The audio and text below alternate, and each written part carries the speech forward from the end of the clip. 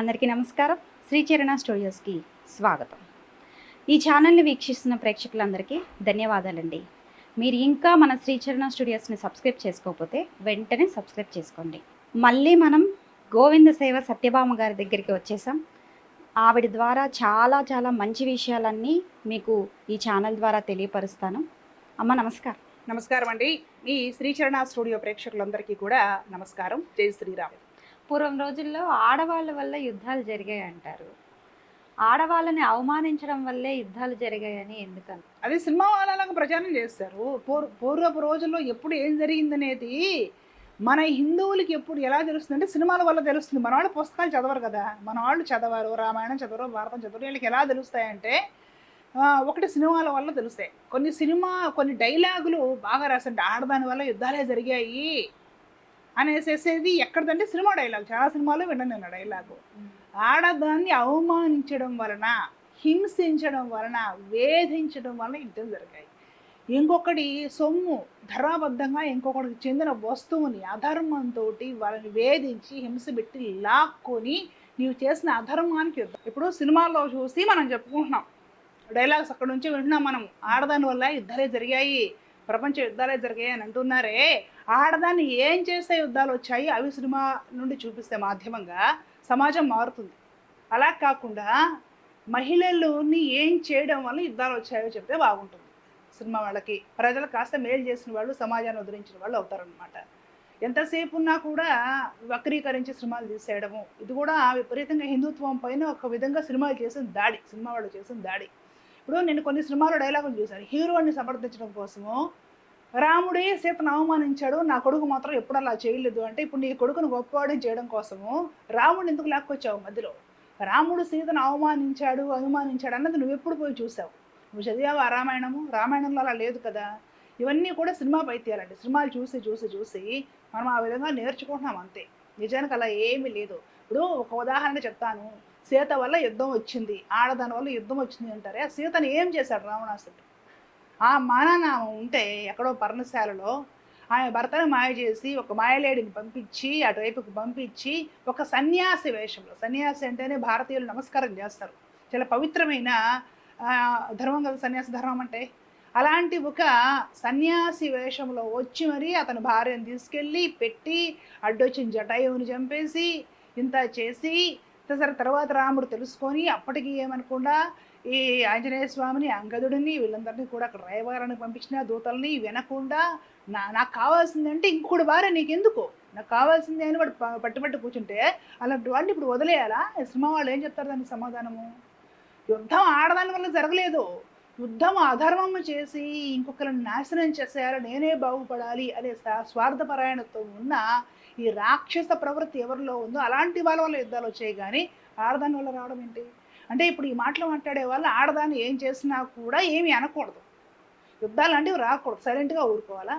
మీ ఇళ్లలో మహిళలను ఎలాగ ఎత్తుకుపోతారండి? మీరు ఈ మాటలు మాట్లాడతారా? ఆడదాని వల్ల ఇవన్నీ జరిగినాయి అని చెప్పరే. ఎదురువాడు చేశాడు అంటారు. మీ ఇంట్లో మహిళ మీద పల్లెత్తు మాట అనకూడదు. ఉదాహరణగా పురాణాల స్త్రీలు అనేయొచ్చిన ఏంటంటే, హిందువులు చేతగాని వాళ్ళకి ఇలాంటి సినిమాలంటే సమర్థించుకుంటూ చూసుకుంటూ హిట్లు కొట్టించుకుంటూ వచ్చారు. అది మన చేతగానితనం. సినిమా వాళ్ళని లాభమేముంది? ద్రౌపది విషయం కూడా అంతే కదా. భారతంలో ఆమె రజస్వల్గా ఉన్న ఆమెని సభకి ఇడ్చుకొచ్చి ఆ సభలో వందలాది మంది పౌరులు సభాసదులు చూస్తుండగా ఆవిడ వస్త్రాలు లాగడానికి ట్రై చేసి ఆమె భర్తల్ని అన్యాయంగా ఓడించి నేల మీద కూర్చోబెట్టి ఆమెని దాసి అని నానా రకాలుగా దుర్భాషలాడి నోటితో చెప్పుకోరని విధంగా నానా రకాలుగా వేధించింది ఎవరు? వీళ్ళే కదా. వేధించి అన్యాయంగా అరణ్యాలకు పంపించి ఆడవాళ్ళని ప్రశాంతంగా బతకనివ్వకుండా, అలాగే విరాట కొలువులో సంవత్సరం పాటు ఆవిడ ఊడిగమ చేసి, ఎప్పుడు అజ్ఞాతవాసంలో ఉన్నప్పుడు వాళ్ళని అంత కష్టపడి తిరిగి వస్తే అప్పుడు రాజ్యం ఇవ్వకుండా నానా రకాలుగా వేధించి చివరిలో కృష్ణ పరమాత్మ చెప్పిన వినకుండా యుద్ధం దాకా తీసుకొస్తే, అది దుర్యోధనుడు, అతడితో ఉన్న ఈ దుశ్శాసనుడు, కర్ణుడు, శకుని ఎవరైతే ఉన్నారో వీళ్ళందరూ చేసిన తప్పుకి ద్రౌపది ఏం చేస్తుంది అంటే, వాళ్ళందరూ వాళ్ళు తప్పులు చేస్తూనే ఉంటారు. ఆడవాళ్ళు పడుండాలా? ఎట్లాగా జుట్టుబట్టి ఈడ్చుకొస్తున్నా, చీరలు తీసినా పడుండాలి ఆడవాళ్ళు. వీళ్ళందరూ చేసిన తప్పులకి యుద్ధాలు వచ్చాయి కాబట్టి ఇలాంటివి చెయ్యకండి అని సినిమా మాధ్యమంగా చెప్పాలి. కానీ ఆడదాని వల్ల యుద్ధాలే వచ్చాయి అంటే, మీ అమ్మకో మీ భార్యకో అయితే ఇలాగ మాట్లాడతారా? అంటే పురాణాల్లో స్త్రీలను ఉదారంగా నేర్చడం ఇదంతా ఏంటంటే సినిమా వాళ్ళ పైత్యం అంతే. కాబట్టి ఇలాంటి సినిమాలు, ఇలాంటి డైలాగులను కూడా గట్టిగా హిందువులు ఖండించాలి. 10 సార్లు ఖండించడం చేస్తే ఎవ్వరు ఇలాంటి సినిమాలు డైలాగులు పడడానికి సాహసం చేయరండి. అప్పుడు శుభ్రంగా హిందువులు బాగుపడిపోతారు, మన సమాజం బాగుంటుంది. అది విషయం. కృష్ణతత్వం అంటే ఏమిటి? కృష్ణుడు మనకి భగవద్గీతను చూసి ఏం బోధించాడు? కృష్ణ పరమాత్మ అవతారం వచ్చిందే మానవాళినే కాదు, సమస్త జీవరాశుల్ని ప్రేమించడానికి వచ్చాడు అనమాట. అది ప్రేమ స్వరూపము, అవతారం ప్రేమ అవతారం. పరమాత్మ గోకులంలో పసిబాలుడుగా ఉన్నప్పటి నుండి భగవద్గీత బోధించేప్పటి వరకు కూడా ఆయన చేసింది అందరినీ ప్రేమించడము, అందరినీ రక్షించడము, అందరినీ ఆదరించడము, దగ్గర తీసుకోవడం చేశాడు ఆ స్వామి. కంప్లీట్గా పరిపూర్ణమైన ప్రేమ అవతారం కృష్ణతత్వము.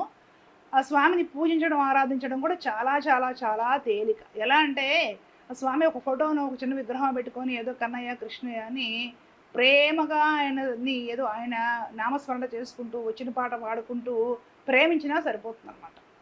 ఆ భావం ఒకసారి మనసును పడింది అంటే అది జన్మంతా కూడా పోదు. ఇంకా ఆ భావం మనల్ని మోక్షానికి తీసుకెళ్తుంది. ఆ భావం మనసులో పడాలంటేనంట దానికి ఎన్నో జన్మలు తపస్సు చేయాలట. ఏదో మనకి చెప్తుంది, భాగవతంలో ఉంటుంది, 1,000,000 జన్మ కృతం పుణ్యం కృష్ణ భక్తి ప్రజాయతే. 1,000,000 జన్మలలో పుణ్యము తపస్సు ఆచరించి ఉన్న వాళ్ళకి కృష్ణ పరమాత్మని ఆరాధించాలి, ప్రేమించాలి అని అటువైపు మనసు పెడుతుందట. అందరికీ వెళ్తుంది మనసు. మనకి చూస్తే కూడా ఈ బాబాల గుళ్ళెళ్ళు ఉంటాయి, వేణుగోపాల స్వామి గుళ్ళెళ్ళు ఉంటాయి, మనకి ప్రత్యక్ష ఉదాహరణ అనమాట. మనసు అటువైపుకి వెళ్ళి ఆ స్వామి మీద ఆ ప్రేమ కలగడము అనేది చాలా గొప్ప విషయం. అలా జరిగిందంటే వాళ్ళకి అదే చివరి జన్మ అని అర్థం. అలాంటి భావన కలగడానికి ఇంతకుముందు 1,000,000 జన్మల్లో పుణ్యమో తపస్సు ఆచరించి ఉండాలట. పరమాత్మ ఆయన కృష్ణావతారంలో ఉన్నప్పుడు అందరినీ ప్రేమించాడు. గోవులను మేపాడు, అంతకంటే చిన్న వయసులో దూడల్ని మేపాడు. అక్కడ నెమళ్ళు, కోతులు అన్నిటికీ వెనదినిపించేవాడట. గోపాలురు, గోపికులు, వాళ్ళ అమాయకులు, పల్లె జనము, వాళ్ళందరినీ ప్రేమించాడు. వాళ్ళని ఉత్పాతాల నుండి, పెద్ద బ్రహ్మరాక్షసు నుండి కూడా రక్షించాడు. గోకులాన్ని, బృందావనాన్ని ఎన్నోసార్లు రక్షించాడు. ఆ కాళీయ మడుగు విషం చేసేస్తే వాటర్ పొల్యూట్ అవ్వకుండా ఆ కాళీయ నాగుకి బుద్ధి చెప్పి దాన్ని అక్కడి నుంచి పంపి చేసేసి గోకులాన్ని రక్షించాడు. ఒకసారి అగ్ని ప్రమాదంలో ఇరుక్కున్నారు ఈ గోపాలురందరూ కూడా, అగ్నిని మింగేసి రక్షించాడు. ఒకసారి ఇంద్రుడు వడకల్లా వర్షం కురిపిస్తూ ఉంటే గోవర్ధనం ఎత్తి పట్టి గోకులాన్ని రక్షించాడు. పరమాత్మ తనను నమ్మిన వాళ్ళందరినీ ప్రేమించాడు, చేరదీశాడు, రక్షించాడు. తర్వాత అర్జునుడి గీతోపదేశం చేసి ఉద్ధరించాడు. అడుగడుగునా తాను ఎక్కడున్నా, మధురలో ఉన్నా, ద్వారకలో ఉన్నా, ఎక్కడున్నా సరే పాండవుల మీద ఒక కన్నేసి ఉంచి వాళ్ళని రక్షించుకుంటూ వచ్చాడు. వాళ్ళు అడవుల్లో ఉంటే పరమాత్మ వాళ్ళని చూడడానికి అరణ్యాలకు కూడా వెళ్ళాడండి, వెళ్ళేసి వాళ్ళని కాపాడాడు అనమాట. మనం ఈ భాగవతంలో కానివ్వండి, భారతంలో కానివ్వండి, కృష్ణావతారం మొత్తం గమనిస్తూ ఏమవుతుందంటే పరమాత్మ మనం నమ్మితే, ఒకసారి విశ్వాసం ఉంచితే స్వామి ఎలాగ మనల్ని ప్రేమిస్తాడు, మనల్ని ఉద్ధరిస్తాడు, మనకి మంచి దారి చూపిస్తాడు. ఈ జీవితానికి సాఫల్యం ఏమిటి అనేది క్లియర్గా మనకి అర్థమయ్యే పరమాత్ముడే గురువై చెప్తాడు, మనకు నేర్పిస్తాడు. మనం ఆ స్వామిని విశ్వసించాలి. అంత ప్రేమించే వాడి దగ్గర కూడా వెళ్ళేసేసి నాకు ఉద్యోగం రావాలి, నాకు అప్పులు తీరాలి, నేను ఇల్లు కట్టుకోవాలి, అందరూ కృష్ణుడి పూజ అంటే అది కూడా భక్తులు కూడా ఒక విధమైన స్వార్థం అవుతుంది. పరమాత్మని కృష్ణుడిగా యాక్సెప్ట్ చెయ్యి, ఆ ప్యూర్ హార్ట్ తోటి ఆ స్వామిని ప్రేమిస్తే, ఆ స్వామిని నమ్మి విశ్వసిస్తే, భాగవతాన్ని కానీ భారతంలో కానీ ఆ స్వామి లీలల్ని, మంచి జీవన సాఫల్యం కలుగుతుంది. క్లియర్గా పరమాత్ముడే గురువయ్యి హృదయంలో మనకు అన్నీ చెప్తాడండి, అన్ని సందేహాలు తీరుస్తాడు. ఎంత పెద్ద ఆపదలు వచ్చినా కూడా ఆయనే మనల్ని ఆదుకొని బయటేస్తాడు. అసలు ఆశ్చర్యం ఏంటంటే అడగాల్సిన అవసరం కూడా లేదు. మొక్కుకొని స్వామి ఇదిగో నేను ఇది ఇలా మొక్కుకున్నాను, నాకు ఇది తీరిస్తే నీ గుడికి వస్తాను, కొబ్బరికాయ కొట్టాను కూడా కృష్ణుని అడగాల్సిన అవసరం లేదు ఆయనకి.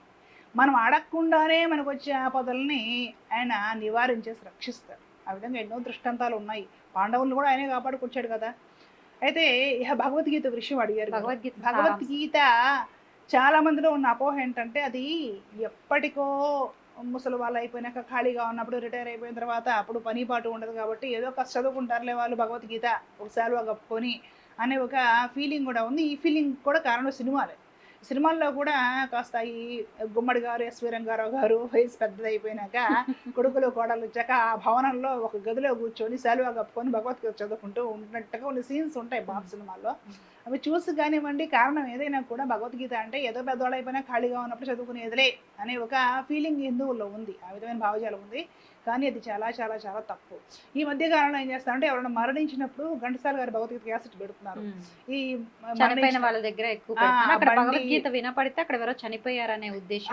ఆ విధమైన అది ఒక సమాజానికి ఒక దురదృష్టకరమైన సందేశం వెళ్ళిపోయింది ఆల్రెడీ. నేను దీని గురించి గోవింద సేవా ఛానల్ మాధ్యమంగా చాలాసార్లు ఖండిస్తూ వచ్చాను. ఇంకోటి కూడా వాడుకలో ఉంది, భగవద్గీత ఇంట్లో అయితే పెట్టకూడదు, అది చనిపోయిన వాళ్ళ దగ్గరే పెట్టేది అనేసి ఒక విషయం వాడుకలో ఉంది. ఇప్పుడు ఏదో చెప్తారు చూసారా, పరోపదేశ వేళాయాం సర్వే వ్యాస పరాశర అని. ఇంకొకరికి చెప్పేటప్పుడు నీతులు ప్రతివాడు వ్యాస మహర్షిలాగా పరాశర మహర్షిలాగా ఫీల్ అవుతూ ఉంటారు అనమాట. ఇప్పుడు ఇంట్లో భగవద్గీత ఉంచకూడదు, ఎవరైనా చనిపోతే అక్కడ ఉంచారని దానికి నువ్వు ప్రమాణం చూపించు. ఎక్కడుంది ఆ ప్రమాణము?